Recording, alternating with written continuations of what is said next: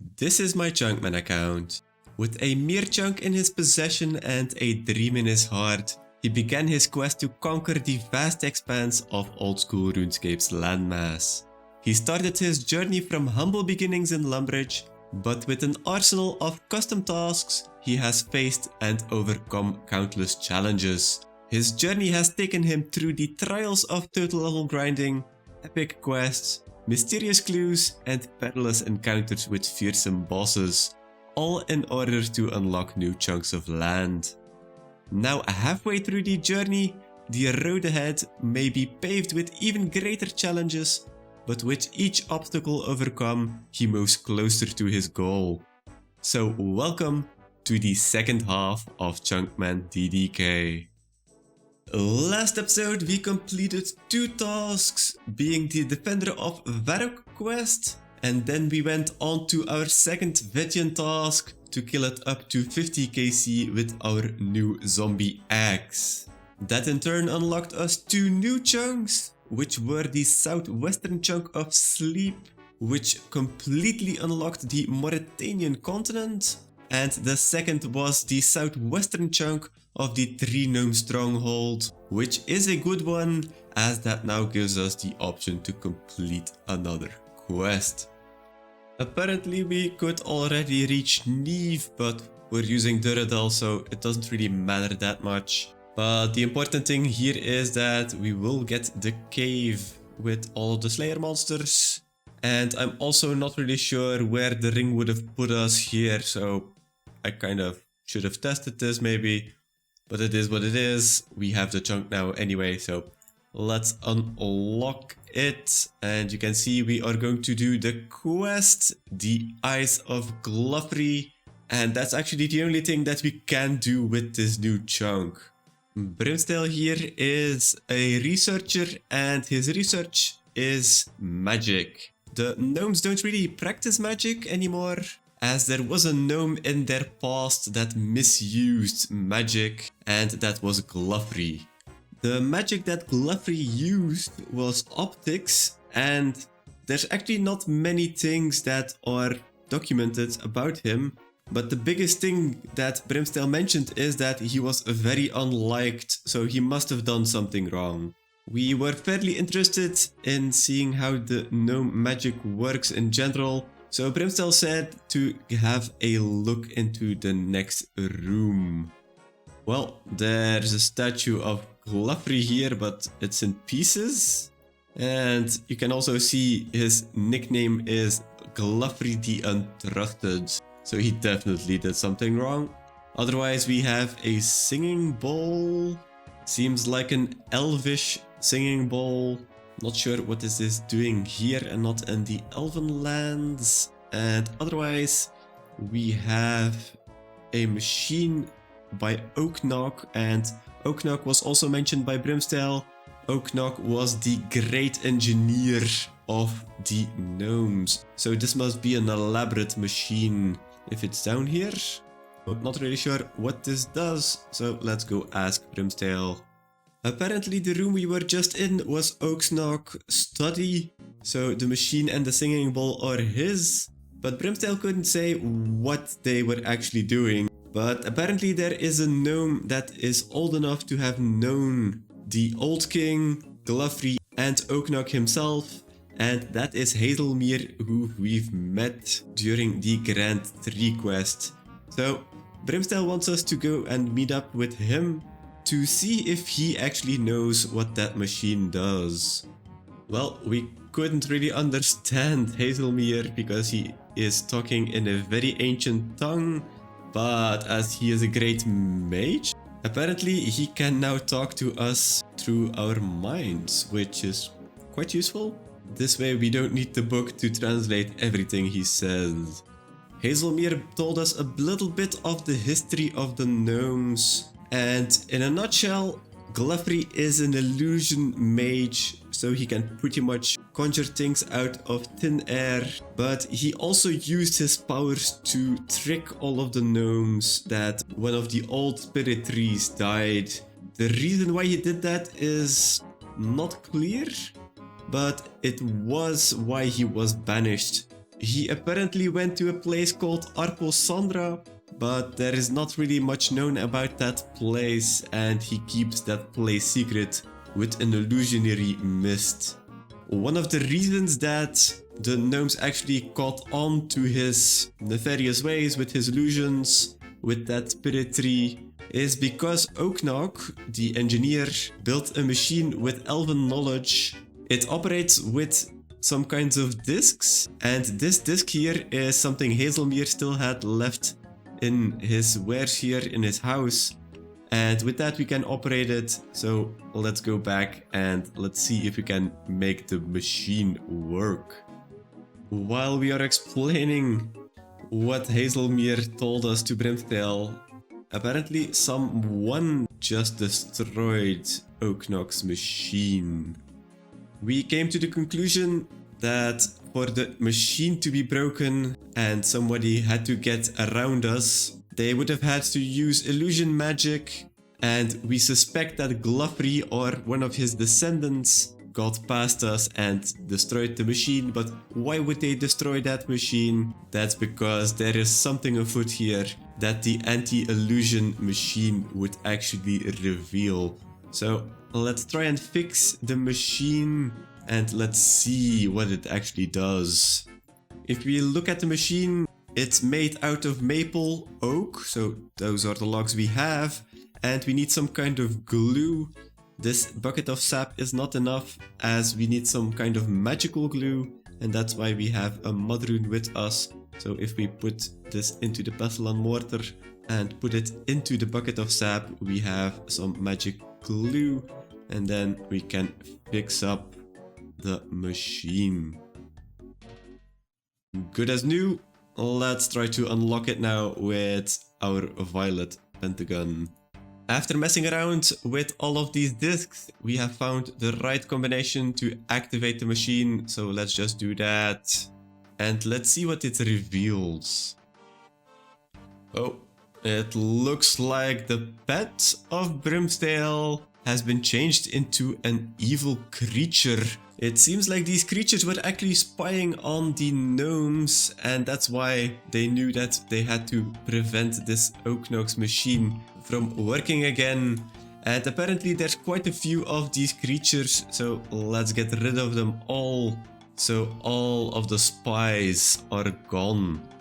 We can find one more at the entrance, one more near the spirit tree, another one with these tortoises, another one near the gliders, so they pretty much have all of the entrances covered, and then one to spy on the king, so let's get rid of that as well. And filling in the king of what has happened, that's the end of the quest. We get 2 quest points, 12k magic experience, 6k runecraft experience, 2.5k woodcutting experience, 250 construction experience, very low in comparison to the others, and of course a crystal seed, which is the most important reward. I'm actually immediately going to use it, so let's go back to the cave. One thing that was also revealed because of the machine is this crystal bridge, so we can go to the singing bowl. If we use the crystal saw seed onto the crystal bowl, we can make ourselves a crystal saw. That crystal saw will be very useful, as it pretty much means that everything we make with a saw, we now have a invisible 3 level boost on making anything. And I already have something in mind to make with that boost. We are missing 1 level to make the revitalization pool, but we do have the materials necessary. We have just recently made some stamina potions, so this is actually perfect that we can now actually make it without having to go for another level. So let's grab those stamina potions and let's upgrade our pool in our house. Alright, this took a little bit longer than I expected because we haven't actually made the first pool. So I had to get the limestone bricks from Shades of Morton and the soul runes from the shop in the Mages Guild, and we had like 800k or something, so that cost us a pretty penny, but it will all be for a good cause. We want to build a superior garden that will also cost us 75k, but alright, let's rotate it just a little bit so the pool is closer to the exit. Then let's build the pool space. Let's build the restoration pool. And then we should be able to upgrade it to the revitalization pool. Even though we don't have the level, we can still make it. And there we go. There's a couple more upgrades we need. I think just getting to level 80, so level 77 with our boost to get to the rejuvenation pool would actually be a very big step up. But for now, that's the crystal saw already used for a very good reason. But we actually finished the quest, and a quest completion means another task completion, and another task completion means another chunk. We don't know what is going to happen in the gnome quest line after this, but we have finished the first of the quests here. The Eyes of Glovery is complete. That will be our 103rd quest and our 316th landmass chunk we have unlocked now. And then already back to our map. The last chunk was of course the last piece of the 3-gnome stronghold. Everything around it was already unlocked, so we now have 70 selected chunks, 70 possibilities of what can be unlocked at this moment. We just got a good one. I imagine we will get a bad one just now, but let's see. Let's pick a chunk.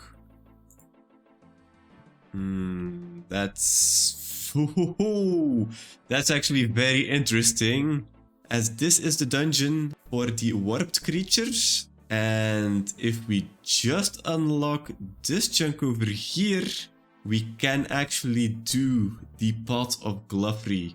I was just checking, like over here maybe we can cross diagonally, but I can see a tree over here, so that's not gonna be possible. But yeah, actually a very good unlock, as that means that if we unlock this one, this will unlock quite a few things for us. I was thinking about which task would give us the fastest chunk, and I came out that the barbarian training is probably the fastest. I was contemplating between this and doing some medium clues, as juggling is not that bad anymore, as there is a 1-hour timer now. But I chose barbarian training, although we will have to kill some mithril dragons, so I'm hoping that doesn't go all that badly. But to start the barbarian training, we are here with Otto, and let's talk to him to see if he can teach us the ways of a barbarian. The first thing we are going to learn from Otto is how to use a fishing rod in a different way than we are used to. We can find a rod beneath his bed, a barbarian rod, and this rod is heavier than what we are used to. So if we use the rod on the fishing spot, after a bit we get some experience, and we get not only fishing experience but also agility and strength experience. One of the special properties of this leaping sturgeon is that if we cut it up, we could get some caviar or some roe. I'm not really sure if this is going to work, as we need a roe, but we can mix it with an attack potion with only 2 doses, and we get an attack mix. This will heal us and give us the properties of the attack potion as well. Next up, Otto mentions that we can also fish some fish like tuna, swordfish and sharks, not with a harpoon itself but with our hand. So let's go find ourselves a spot to try that.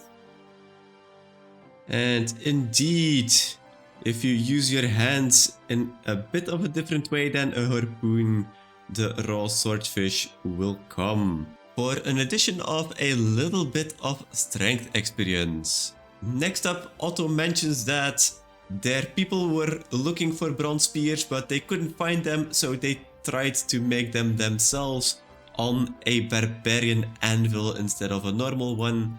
So let's try to make a spear. So 1 bronze spear made. After making their own spears, the barbarians found a way to make this a one-handed weapon called a hasta. The difficulty here is that the weight is differently distributed, so it can be wielded with one hand. So let's try to make a hasta. There we go. 1 bronze hasta. The barbarian way of planting herb seeds is not with a seed dipper. So let's already drop that. We don't need that anymore. If we practice with some guam seeds, if we push it in hard enough to get to the right angle and depth, we could plant one of these guam seeds, but we need to make sure that we do not crush it. But at the second try, there we go. No more need for the seed dipper. May it rest in peace on the ground here. The next step in barbarian farming is to plant a tree and to make sure that the plant pot is broken, but that it does not leave any pieces onto the ground for others to be hurt by.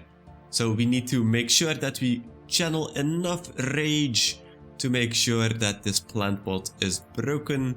So let's see with this apple sapling. There we go. No more plant pot in our inventory that we have to drop and litter. Next up in the barbarian training is to light logs not with a tinderbox but with a bow. If we rub the logs fast enough against each other, there will be some smoke and eventually some fire. So let's have a try. And there we go, pretty easily. And then the last part of our barbarian training, to make sure that the barbarians that have died, their soul can go on, we need to burn them in a pyre ship, but first of all we need to get some bones. Getting those bones is the difficult part, as they are dropped from a mithril dragon, because what else would kill a barbarian than a mighty monster? So let's gear up and let's see how we fare against those mithril dragons. All geared up with our best ranged gear, together with an anti-fire potion, and the place we need to be to get to the mithril dragons is to dive into this whirlpool. And then in the cave a little bit further on, we can find the mithril dragons, and let's see how hard they will demolish us. Oh, we got the shield drones. And actually an elite clue as well. I didn't actually expect we got this fast, but 13 KC and it's like a 1 in 42, so I'm really happy we got this early on because mithril dragons were pretty much kicking our ass. Now, first of all, let's have a look if we can do the elite clue. Wise. Oh, for every step of an elite clue that we could not do, Wise is probably one of the furthest away. So that's a drop. Now let's put these bones to rest so the spirit can rest of this warrior. So let's use some logs on the construction pyre site. Then put in the tube bones and burn it so the spirit goes free. We got a prayer mix for that, but with that, I think we have learned all of the barbarian ways. Let's go back to Otto to see if we are actually done or not. And there we go. The barbarian training changed from yellow to green, so that means we have completed the barbarian training. A big thanks to Otto for learning us the ways of a barbarian. But we completed a mini quest, which means we completed a task. That task we can complete on our spreadsheet, and then let's pick another chunk. A fairly easy mini quest, except for the mithril dragons, but we got lucky. And we have also learned some very useful stuff, but with this we have completed the barbarian training. If we complete it over here, we will have completed our 11th mini quest, only 7 left, and we have gotten 317 landmass chunks now. And then back to our map we go. Last chunk we unlocked was the one under Latia, which has the warped dungeon. Very good chunk if we could only unlock number 60 here, the one below it, so we can actually access it and do the quest, the Path of Gluffery. The chunk picker still decided though, so let's see what we are going to get.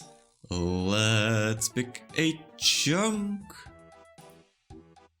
Okay, starting off with some water. A water chunk is not a landmass chunk, so that means we have a reroll. Let's pick a chunk. Oh my god. I'm not sure what's up with these southern water chunks, but alright. Third time's the charm. Let's pick a chunk. Ah, what is this? The glider of the Fildip Hills. We need it for one small favor. There's also, I think, an elite clue step over here. But is this actually useful otherwise? I don't think so. I don't think we can do one small favor yet. We need to actually also get in here into this dungeon, but this dungeon we cannot get in because we do not have the chunk with the entrance chunks to it. So that's actually quite annoying that this chunk is just blocking a lot of content. Before we became a certified barbarian, I was doubting to do either that or the medium clues. After doing the barbarian training, we didn't get a chunk that actually gave us anything to do, so we are going to go to medium clues. We've gotten a couple of chunks to make this again a little bit easier, and because the clues now stay on the ground for 1 hour, we can pretty much do clues without that many worries. Also, if we get a clue with a step we cannot do, we can just toss it aside. And if we have like 5 clues on the ground, we can just continue with all of those clues. I doubt we will lose many clues at like 4 steps anymore. So that's a big plus for us. On the other hand, we will have to catch a bunch of eclectic implings again, which is a big minus. I was actually thinking of going to Scurious for all of the clues, but I do not want to ruin the KC we have there, and we pretty much need some hunter levels as well, as it is one of our lowest skills. Talking about Scurious, we also have 1 medium clue in the bank because of him, so we only need 24 more to get to the next milestone. But yeah, first of all, let's catch a bunch of eclectic implings. And there's the level 70. If we fill up this inventory of implings, that will be around 1000 implings. So that's going to be around 40 medium clues. I'm not really sure if that's going to be enough to get the 24 caskets we need, but let's just see. Well, there go the last implings. We still have 5 clues we can do, and my heap of clues that I couldn't do is quite large. So we didn't actually get that many caskets yet. In total we are at 16, that could become 21, but I highly doubt it. So we will definitely have to go back to get some more implings. But in general, I really like this method of just putting a lot of medium clues on the ground, just doing 1 by 1 until we get a step we cannot do and then just continue. It's just so relaxing, not having to worry about juggling all of these clues. Well, this kinda sucks. We are on the last clue and on the last step of that clue, and we need to have the RD monastery to complete it. So that's actually another dropped clue. And if we then look into the bank, we didn't complete all of those medium clues. We only got up to 18, so we need 7 more. Oh, come on. Well, we got really unlucky. If we go back to our spot, we are out of eclectic implings. We had 3 clues to get the last casket, but we had to drop all 3, so we're at 3 steps here. So 500 and a bit implings were not enough, and then you can see here we have like 4 steps in the same direction. But yeah, I'll go get some more implings, I guess, as we need 1 casket. But yeah, this is quite annoying that we were just so unlucky on the last few. Well, I got like 250 more implings. Got 2 steps we couldn't do, so these are dropped here. Then we got a casket from the first clue that was on the ground that we could do, and because I was juggling 2, we of course got another one. So we are at 26. I'm only going to open 25 as that's the task we need to do. Let's just clear up the inventory and let's get started. We're pretty much just looking for the boots. If we look to our collection log, there's just nothing else that's really interesting in these medium clues. It's just random items, and we've pretty much gotten every item we need for other clue scrolls. Just like ranger boots, I think, maybe wizard boots. I'm not even sure if the mystic boots are better or not. Holy sandals would probably also be a very good, so I think one of the first 3 boots and we would be happy. But we haven't gotten lucky in the first 200, so let's see if we can get lucky in the next 25.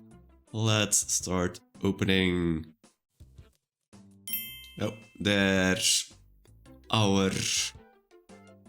Oh, wait, what? You have a sneaking suspicion that you would have received a master clue scroll 4 times. We've opened 4 caskets. Yeah, that seems to be bugged.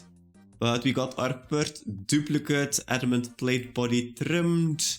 Not a duplicate, a new one of course. But that message actually shows me that I need to drop this one, because I want to get another master clue, as this step here is to talk to Fallow, but we need Relaka, we need the quest to become a Fremenic, otherwise he won't talk to us, so it's kind of annoying to keep this one, so let's just drop this one and continue the opening. Oh, and we get a master clue 2 clues after. Can we do this? Oh my god. Another Fallow step. I guess we'll drop it just on top of the other one and keep opening. Oh, there's another unique. Adamant Helm H5. Ooh, that's double unique. Adamant Cane and an Adamant Plate Body Heraldic 5. Ooh, another one. Green Dragonhide Body Trimmed. We're definitely lucky on some of the uniques, but not the ones we want, of course. Well, we got another collection log. Bando's Crozier. And another Mitre, Armadillo Mitre. 3 left, 2 left, another collection log item, and the last one does not have anything in it. So I'd say we've filled in quite a few slots from our collection log here.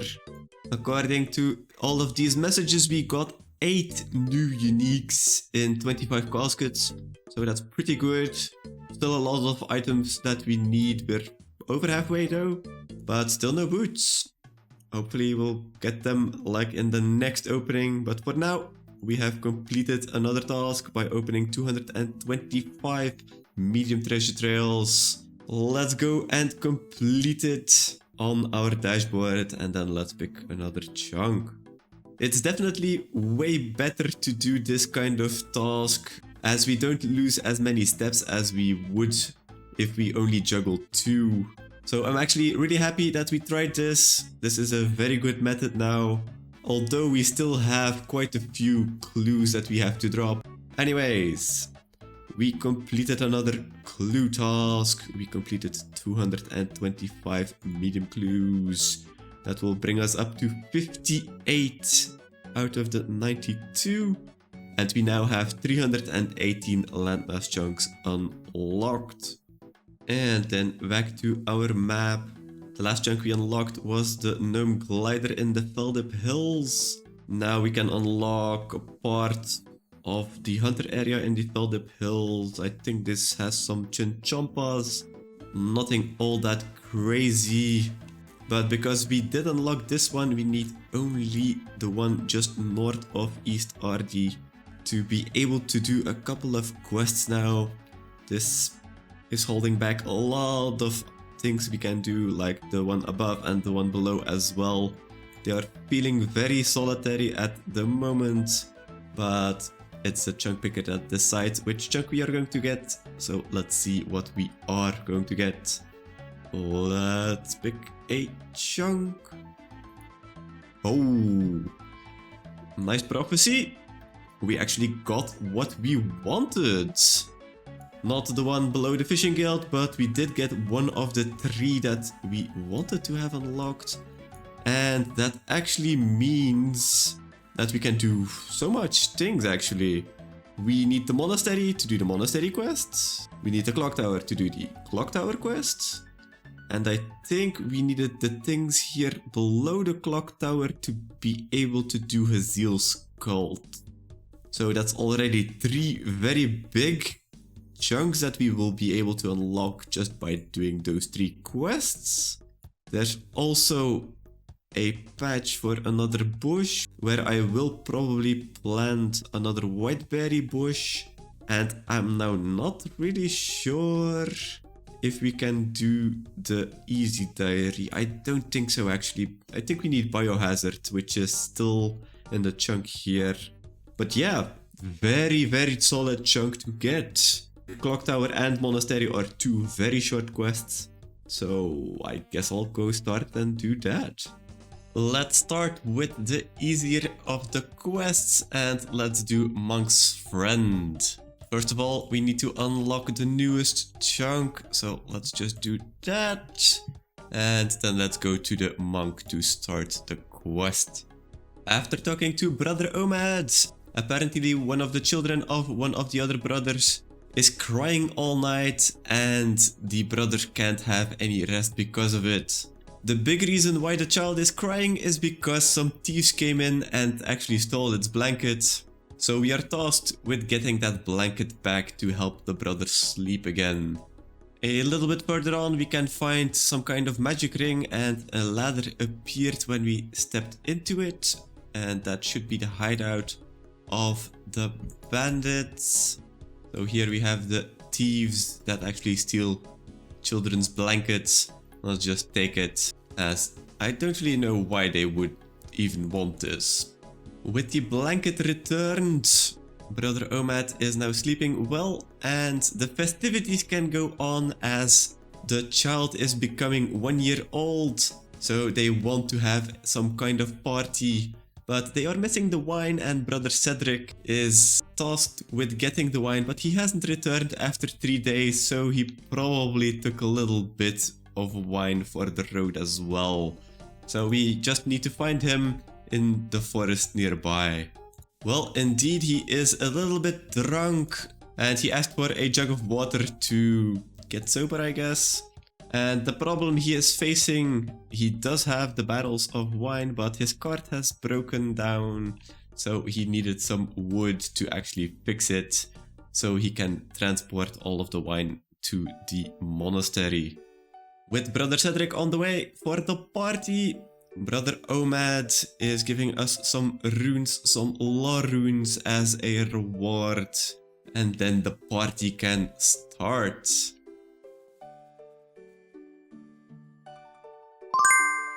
And with the end of the party, we get the completion of Monk's Friend, which rewarded us with 1 quest point, 2000 woodcutting experience, and the 8 law runes we had already. A nice and short quest, not much of a story, although we would want to find out why those thieves went after a children's blanket from some brothers in a monastery. But a quest is a quest. A quest also means a task completion, and a task completion means another chunk. First quest of the new chunk done, a very short one. That is Monk's Friend completed. Our 104th quest for our 319th landmass chunk. And then back to the map. The last one was of course the monastery with the clock tower chunk. And we still have 2 more that will give us a lot of things to do. So let's see if we can actually get one of those. Let's pick a chunk. Oh? I'm not really sure if there's anything here. But we are getting closer to the Corsair Cove. That's a good thing. I know there's a medium clue step over here, but I think that's probably it. While we are doing some easy quests, let's get on it with Clock Tower and let's talk to Brother Kojo to see what's up in this tower here. Brother Kojo, also a monk, is the caretaker of the Clock Tower. The clock tower is so that people can know what time of day it is, but it is broken. Brother Kojo wants us to get the cogs and put them on each floor, but he also mentioned something about monsters, so let's just see how that goes. First up is the red cog. It's being guarded by some ogres, but we have high enough combat level. And that cog can then go onto the clock spindle with a red knob. Oh, there we go. That's one down. For the blue cog, we had to go the long way around. So we can go through this secret wall to get to it. And as you can see, you could not get in from this side. And that cog we can put onto the spindle with a blue knob. The black cog seems to be trapped in some kind of fire, but with a bucket of water that should not pose any problems, so we can pick it up. And that cog we can then put onto the spindle at the basement level. And then because we killed a lot of rats, the gate opened because of them. We can get to the white cog, the last one, to then put it on the white spindle at the top of the clock tower. And that should have fixed the clock tower. And telling Brother Kojo, that is the end of the quest clock tower. We get 1 quest point and 500 coins for our troubles. A very easy quest, a very fast quest, and the quest means another task completed. Another task completed means another chunk. So let's just go and do that. Well, there goes another quest. Clock Tower has been completed. Our 105th quest for our 320th landmass chunk now. And then to the map we go. Last chunk we unlocked was a part of the hunter area in the Feldup Hills, just above Corsair Cove. We're going pretty speedy lately. Let's see if we can get something that is useful or not. Let's pick a chunk. Oh, Eagle's Peak. Eagle's Peak is important because we need it for a couple of things. Like the Eagle's Peak quest is started over here in the RD Zoo. But to actually do the quest, I think we need the one above it. So in general, I'd say it's a good chunk to have unlocked, but sadly, it won't do us much good just about now. And with that, we are at the end of the episode. A bit of a longer one this week, as the last 2 quests were very short and I really wanted to add them to this episode. But in turn, we had some very nice progress with 5 chunks unlocked today. Next time we are going to start with the last quest, but until then, have a great day and I hope to see you all there.